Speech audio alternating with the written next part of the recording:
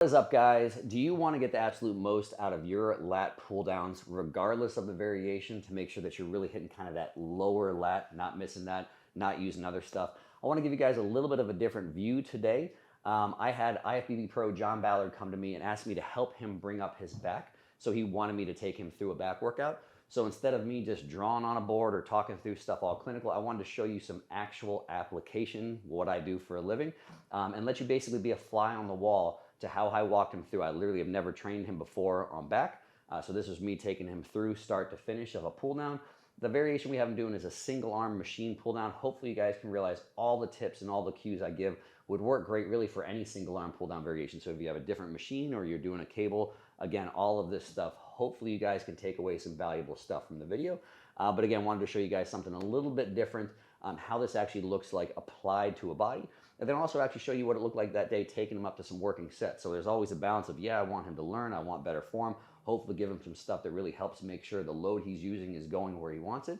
But I also want you guys to see a little bit of what some actual work looks like. So we show some of the warm-up sets, some of the cues, some of the tips, and then what I actually gave him with for some work that day. So check it out, guys, and hopefully you find some good stuff in there. Let's unlean just a little bit. Yeah, not that that's wrong, but I just want to start you a little bit more neutral.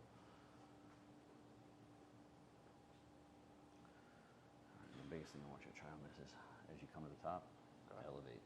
There we go. So we do want the scap to move? Yep. Okay. Not that there's anything inherently wrong with the other way, but I'm going to mess around with this today, see how it feels. Okay. Talk you through it a little bit. Stretch that up, up, up, up, up.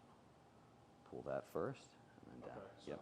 It doesn't need to be completely isolated. Like, we can mess around that. In perfect reality, you want both happening at the same time. Okay. You know, but I don't think it's wrong to occasionally practice just that isolated motion.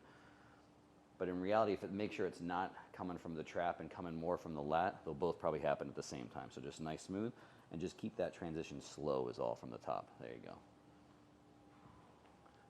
Let that stretch up, up, up, up, up, and pull from here, down. There we go. Yeah, let's go like two more like that. Stretch, stretch, stretch, stretch, stretch. Finish with that elevation. Pull from there. Yep. The whole point of that is, like, could someone get huge lats, like keeping the scap still? I mean, obviously your lat can do that for sure, but like you have other stuff that can do that. And your lat's the only thing that can have control, some control over elevation and then pulling your scap into depression and moving your upper arm. So it's the only muscle that can do both things. Whereas like you have like rear delt and teres and stuff can do just this motion. Okay. You know, so again, that's kind of the point of putting it in. One, if I mean, for sure, it doesn't matter who you are. If you stop here and you don't elevate, then you're not fully lengthening the lat. So even everybody can still get a little bit more lat length, which I think is hard to argue. Like, why wouldn't you want that? Yeah. But it's not like, again, like 100% like necessity type thing. But the main thing, aside from a little additional lat, a little additional range of motion or length, is that, again, that motion is really only the lat can do that. Again, the combination of both things. And then the thing too is like why you don't keep it like too isolated or thing to feel is like sometimes when people start to try and have this isolated pull down motion, it turns into this. Like there's some pulling like and yeah, when there's some pulling and there's like a component of retraction. Yeah. And that's normally when I know someone's doing their trap. So again, if I just say, hey, just pull your scapula down, then again, you can make the mistake of pulling it just from the trap, and you'll see like your whole upper arm and everything kind of moves that way. Yeah. Whereas if it's more from the lat, it'll generally come together and everything pulls more down. So it's like a really subtle difference. But that's if you just visualize, obviously, where's your lat running? If it pulls down, again, it's going to pull on your upper arm, which pulls your scap and pulls everything more that down direction. So basically every TikToker is wrong right now. I don't know what they're saying. I try not to spend any time on there. But yes, you'll have somebody on TikTok get a cue from a coach that actually knows what they're doing, and it was probably stemmed in like a good concept, and then they'll take that and repeat it out of context in a short version. People will turn it into something that it wasn't, and everyone will use it incorrectly. Because probably what the thing is, again, I agree 100%. Like you'll see people all the time doing like, here's my lat. They bring it up, they pull it down, and then they go. And all they're doing is, from this point, is like trap and then maybe find your lat or something else. Whereas there's a big difference from here and then go, and like elevation, smooth depression, and extension at the shoulder at the same time. And again, I think the biggest cue too, and again, it's one of the things, like obviously lats are a trickier body part. You know, it's like, honestly, but like thickness isn't tricky in my opinion. Like if, you know, you can literally just like beat your erectors, beat your traps into submission, and they're gonna grow. I've never seen someone where really like, man, this is tough.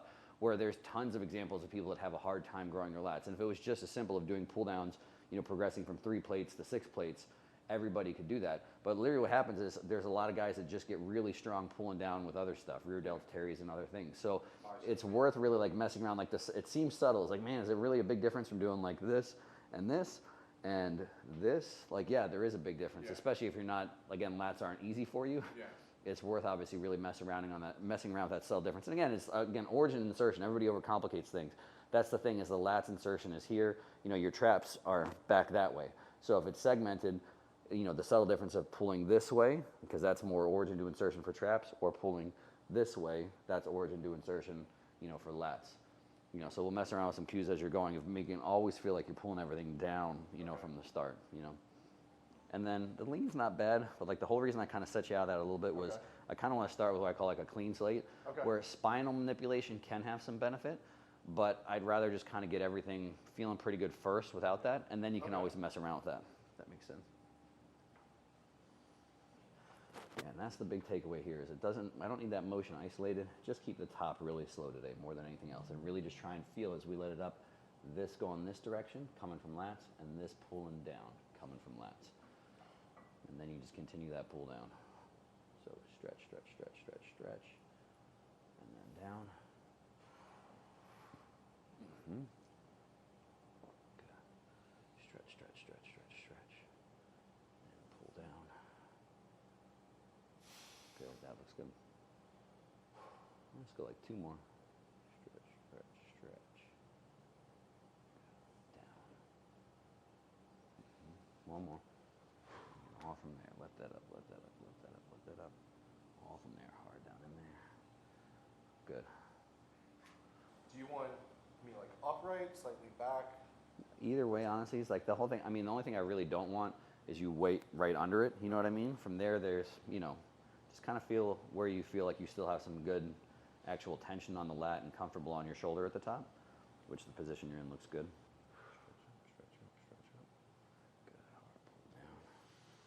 Really good. Massive honey right there. Same thing, that same feel. Let it up, let it up. Everything's reaching that way. Everything's pulling this way from there. Good. I want you doing sets right now of like maybe, 5, 6 reps, somewhere around there, where it's, we'll just kind of accumulate a little bit of work as we go up. And I always think, again, especially with something like lats, it's like some stuff you don't need to be as overly mindful. It's really like, again, if we're training quad, it's your knee joint, right? So there's not a whole lot of other stuff that can take over. It's just really about control, right? Control the bottom, don't go too fast, don't drop. Where the whole point here of going slow is trying to avoid falling into the tendencies of letting other stuff do the work, right? Because like 9 times out of 10, if somebody doesn't develop lats well when they're doing a pull down or they're doing a row, it's because it's not necessarily just because, they're not slow enough on the eccentric or whatever. Like you kind of already know all that stuff from every other body part. It's because something else is doing the work. Yeah. And so anyway, that's a good, like whenever you're warming up on lats, if anything, it's almost like, I like the concept of always doing less reps and maybe doing more sets. So instead of like 3 or 4 warm-up sets, maybe do 5 or 6, but literally keep the sets around like at most 5 reps. So you're really just thinking. And like I said, that transition's the biggest part. So right from the top, that's really where you kind of decide, am I really going to start with lats moving the stuff, or am I going to find something else or use something else? Because you're unlikely to lose it in the middle. You can still make some mistakes. You know what I mean? Like you can kind of get to a good point and then finish wrong or something. But like most of the time, if you start a movement with the muscle doing most of the work, it's going to finish. You know what I mean? So that's why that transition here. So it's just being really mindful of that. Yeah, exactly. Yep. And that's again like where it's like some other things like you can just beat into submission, right? I mean, if you're doing some sort of RDL, you move from 4 plates to 5 plates to 6 plates. There's nothing like it could go the wrong place, right? Whereas here is like if we just keep trying to do the progressive overload and it's not going the right place, then just other stuff can get big. You just see guys, their delts get big, teries get big. It's like everything kind of around there just keeps getting bigger. Well, that's what I was going to ask. So then that was probably my biggest thing was with this movement here specifically, being so glued to the logbook, like trying to follow like the JP method. Of, like just one more rep, right? For sure, yeah. Yeah. So how are you differentiating that too? Yeah, that right there, the answer to this question is why bodybuilding's hard for especially for lagging body parts, right? Whereas again, if like whatever your strongest body part is, it's like you probably never had to think about that in your life, right? Like you feel it goes well, you put more weight and more reps on and it grows. And so the answer is it's just basically a constant balance back and forth in my opinion. Like as soon as you stop thinking about one or the other completely, you're not going to make progress. But you probably have your thought process be always erring just like slightly on the side of form, right? So if you know your default here, it's not you. If you're willing to do really hard stuff on hack squats and deadlifts, like that, where it's actually like, all right, I can push through pain, I can move heavy weight.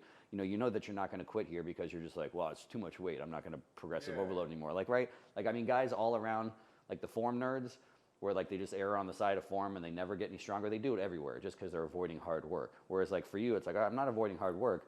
I just know that if I just keep slapping weight on, I'm just going to default to other stuff using it just so I keep moving weight, right? So, I mean, again, the best way to go about it, I think, with lagging body parts, be more mindful of your warm-ups. So again, that same thing, like do a little bit more warm-up sets, do everything a little bit slower, and then just basically you're just going to have to progress a little slower, more realistically.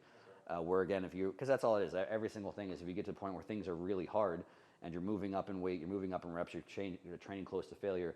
Those are the points, particularly once you got the form down in your warm-up sets, where things start to slip the wrong way. So you just kind of have to catch yourself. It's like, all right, well, I did this weight, I did this reps, and like literally like kind of half making notes, however you keep track of stuff, and being like, all right, next week I'm going to keep everything the same no matter what. Yeah. Or if things really start to progress, because it might just be like a thing where it's like 2 steps forward, 1 step back. Whereas like I'm starting to move up, but then if I'm honest, like that just didn't feel like quite as good. So Mike, I just recently moved up 20 pounds. Maybe I'm going to drop it back 10 pounds, try and tighten things up a little bit, and then progress back up from there. So you never would want to like get rid of the thought of still progressive overloading because there's no way around that. Yeah. But just again, erring more on the side of, I got to make sure that my form's staying on point. Yep. Low finish, elevate that way. Good. And this way. Good. Just go one more. Keep it smooth. Don't rush it. Stretch it this way, this way, this way. And down. Hard squeeze. There we go. Nice finish there. The opposite definitely produces better. Overall, I'd say better results, because it's the form's easier to teach. Or the other thing, like lots of times, there's a work ethic component. Or again, I don't think that there's anyone in general. No, there's definitely an exception on this. In general, like the people that are just like, I'm just gonna lift heavy and whatever, and I'll just swing shit around or whatever. Most of the time, there's still just generally a component of like they do just want to work hard, and that's their perception of working hard. And so again, that's the toughest thing to teach. And so if someone, like, I think it's just tends to be those people naturally or whatever, have more of like that hard work within them. And then the balance is some people realize that because I've worked with a billion of these people where I have like super hard workers. And then when I show them, what good form is, like really good form is, it actually makes their training harder. Like, they'll say, oh my gosh, when I do this, like, and they know what like true hard is. Oh my gosh, this is like 10 times more painful in the muscle, and my joints feel better. And like and if they really are honest with themselves, like that's the feedback that they're looking for. How can I make things more painful in my muscle and orthopedically more sound?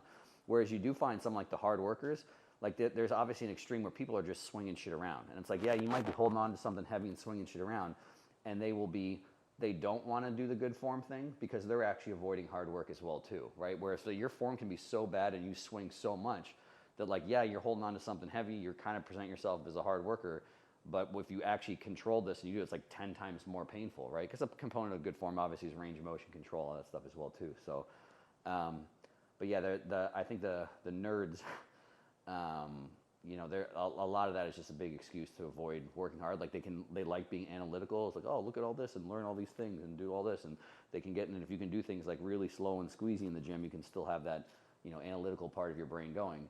Whereas if you have to work hard at some point in time, it has to be shifted to like, I'm just holding shit together while tolerating a really ridiculous amount of pain.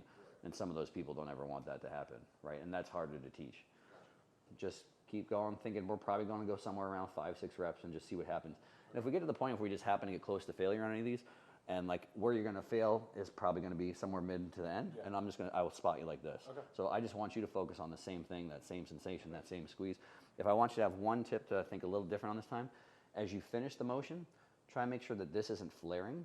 So it's you're actually squeezing your tricep into your lat a little bit. Okay. Yeah, and it doesn't have to be too dramatic, but as you're coming in, just literally think like, as I come to the end, I'm going to press that. Not only are things coming down, but there's also a little bit of an in component, right? Okay.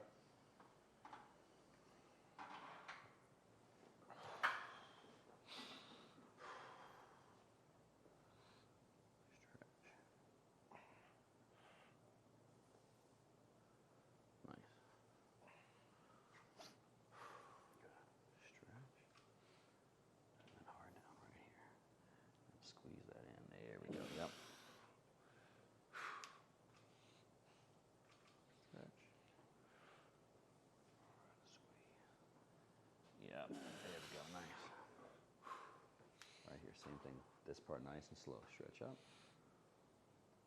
Hard contraction. Yeah. Good. Let's go one more nice and smooth. Like it. Stretch this up. Stretch this up. Smooth transition. There we go. That part first. Good. Nice. All good. Stretch that up, up, up. Hard pull down from there. Drive that arm right in. Squeeze hard at the side. There we go. One more. Stretch, stretch, stretch. That way. From there. Hard in at the side. Nice. Good set. Really good. And honestly, like I said, then like form, particularly the tempo you go at, like that's just something you gotta like make your own. So I have example, like there's a ton of guys that I can watch on various things that go what most people would consider a fast tempo. Okay. And I think they still look good. I would never intentionally slow someone down. The part is obviously if there's somewhere to think tempo, obviously don't drop on an eccentric, So I mean, obviously there's a point where you're going so fast that gravity's just slowing. So I always think, control is a good thought process on any eccentric of any exercise. If there's a biggest part, I think you just want to make sure that you control. And from a practicing standpoint, pauses are hard to argue against. It's just when you transition from eccentric to concentric. Okay. So if you ever really pay attention, like that's the thing I'm actually coaching you to go slow on here. Okay. That's probably the only, if we play back all the video where I'm telling you to go slow, I'm saying to let it out, control, control, control. But here's the only place I'm saying, really pay attention to what you're doing here. That transition is slow. And that transition, because that's just the point where anytime you have a fast direction change, that can use momentum, and obviously if you use momentum, you're not using the muscle. So you really want to control that point. And then from there, whatever pace works well from you. Because I've never actually, people will watch my stuff sometimes, and obviously when we're learning, we're intentionally going a little bit slower, so we can keep things. People are like, oh man, you coach slow. And I was like, I actually don't. And I actually want people on concentrics, to think, contract hard. I don't think contract fast is ever a good idea, but contract hard, which could translate eventually to a fast contraction. Okay. Because if I ever say fast, what ultimately happens is people they just try and go fast, yeah. And then they're getting a running start. So it's like if I want to go fast, I can't pause here. It's like I'm just going to bounce out of here, drive down here, and fast tends to always cue, for things to go wrong. Where once you got it, if we're here, we pause, and you can aggressively contract, and it's all lat, then have at it, right? Again, I think intentionally slow could actually cause problems. So again, that's one of those things where you just have to have the balance. It's like I have to make sure I'm using lat. Once I got lat, same as any other muscle, get after it. You know what I mean? And so that's where I said, look, if you look from the outside, how most people do, most people are using faster form just to, again, avoid pain and cheat, if they're being honest. And so I would say, all that being said, if you put that template what I just said over how most people train, it does transition to slower. Yeah. But it's still with people that really know how to train, I never want them to go slow when they're contracting. I actually want them to contract hard. Okay. Hard contraction, squeeze it right in at the side. There we go. Let's go 2 now. Stretch, stretch, stretch. Right from here. Hard, hard, hard, hard, hard. Squeeze right there. That's it. One more. Smooth. Let it out. Up, up, up. Hard down. Smooth contraction. Squeeze, squeeze, squeeze. Right there. Good. So for this one here, I'll give you a pretty good break before we go, but I'm just going to show you ahead of time. So I like to do this one just as a little bit of, an extended set, accumulate a little bit more work where you don't have to think quite as much. So still in the same spot. So I'm gonna have you go both arms at the same time, and I'll demo. But I really want you still to focus on that stretch, and then you're gonna pull down a little bit shorter range of motion. So feel like basically as soon as your triceps getting into the kind of the front of your lat, that's where it's gonna end. But I'm also gonna have you keep your arms a little bit tighter intentionally. So because we're not going past your body, we're not gonna come out here at all. So you're literally just gonna keep them kind of shoulder width, and that's why they'll kind of stop still a little on the front of your body right in here. So the range of motion will be that. So it'll basically be like stretch and elevation, and then pull down right the side, and just stop right there. So that'll be the range of motion. Really, really stretch. And then right to your side. And so I'll have you do the whole set like that. And when you stand up, so let's say we do, 8 reps. I'm gonna have you stand up, keep your hands on the handles. Okay. And I'm gonna actually have you feel like, I'm gonna cue you, feel like you're pulling your elbows together. That'll keep a little bit of the stretch on the lat. And I'm gonna do essentially like a drop set. So you're gonna do like a little rest, pause, stretch thing in the middle. Yeah. So you're gonna sit here, and I'm gonna take a plate off. I'll probably count about 10, 15 seconds. And the whole time you just sit here, kind of pushing your elbows together. And then I'm gonna have you sit down and do the exact same thing for a drop set. Okay. Got it? And so then we'll maybe do another, 6, 8 reps or something like that. And then I'm gonna have you stand up and finish and just kind of hold here. I might even have you lean into it a little bit to just finish with the stretch. So it'll be set, hold, pull off some weight, set, hold, and then finish with that stretch. 2 attempts. Yep. All So right. yeah, two sets and 2 stretches. A little tighter, so feel like you're driving your elbows together. Stretch them up. Right there, good. Perfect. Just let that stretch, but don't let the elbows flare too much. There we go. That's good. And then right to the side. Keep that smooth. That stretch. Right to the side. Nice. And don't force the range of motion. We really want that stretch here. It's only probably going to do maybe like 2 or 3 more at most. So even if they're a little shorter, that's fine. Good. Stretch it up. Keep them tight. Pull down. Right there. Don't force the range. We'll go 1 more. And you keep this one intention a little shorter. Stretch. Just pull right there. Up slow. Good. Stand up with it. Keep the hands on. Push into my fingers. There we go. Hold it right there. Whole time. Don't let off.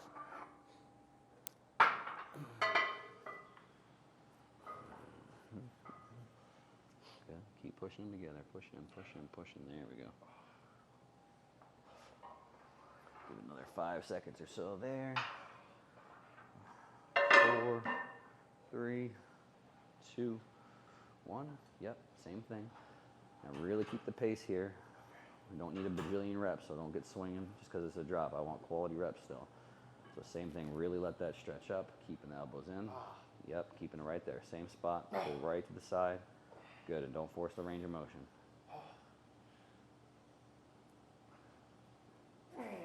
Perfect. Stretch. Down right there, perfect.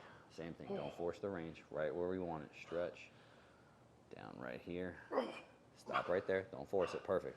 Stretch, stretch, stretch, stretch, stretch right here. Pull down, pull down, pull down. Stop right there. We got 2 more short ones like that. Stretch. Come on, come on, come on. Pull down. Good, right there. 1 more. Stretch. Pull down. Good. Stand up. Drive those elbows in. Good. Keep them pushed in. Keep them pushed in. Lean forward a little bit. Lean forward a little bit. There we go. There we go. Hold it right there. Drive those elbows together a little more. Right there. Hold it. Good. We got about 10 seconds. Good. Slight lean into it. There we go. 10, 9, 8, 7, 6. Push into my fingers. Push in. There we go. 5, 4, 3, 2, and 1. Nice. Good set. That's one.